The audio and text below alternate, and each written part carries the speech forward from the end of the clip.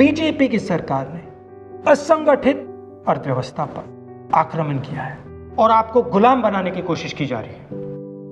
2008 में जबरदस्त आर्थिक तूफान आया, पूरी दुनिया में आया, अमेरिका में, जापान में, यूरोप में, चाइना में, सब जगह आया।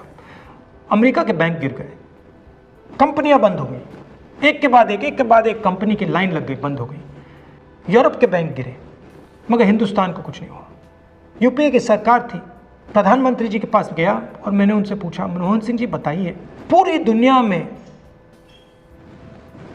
आर्थिक नुकसान हुआ है, हिंदुस्तान को कोई असर नहीं हुआ, कारण क्या है?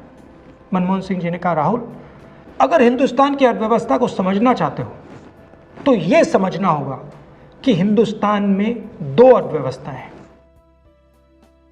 पहली असंगठित अर्थव्यवस्था और दूसरी संगठित अर्थव्यवस्था। संगठित अर्थव्यवस्था में बड़ी कंपनियां, नाम आप जानते हो। असंगठित अर्थव्यवस्था में किसान, मजदूर, छोटे दुकानदार, मिडिल साइज कंपनीज।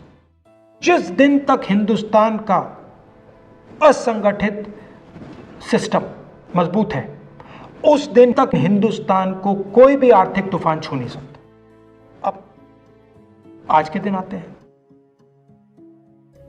पिछले 6 साल से बीजेपी की सरकार ने असंगठित अर्थव्यवस्था पर आक्रमण किया है।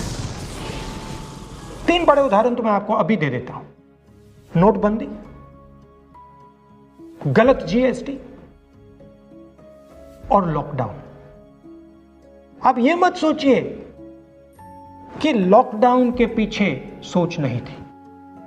यह मत सोचिए कि गलती से आखिरी मिनट पे लॉकडाउन कर दिया गया है। इन तीनों का लक्ष्य हमारे इनफॉर्मल सेक्टर को खत्म करने का है।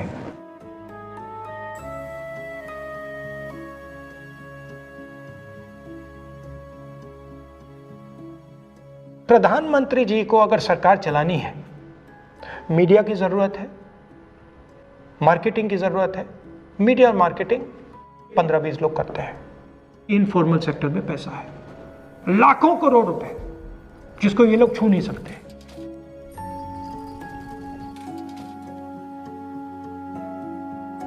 इसको ये लोग तोड़ना चाहते हैं, पैसा लेना चाहते हैं। इसका नतीजा आएगा। नतीजा यह होगा कि हिंदुस्तान रोजगार पैदा नहीं कर पाएगा। क्यों? क्योंकि इनफॉर्मल सेक्टर 90% से ज्यादा रोजगार देता है।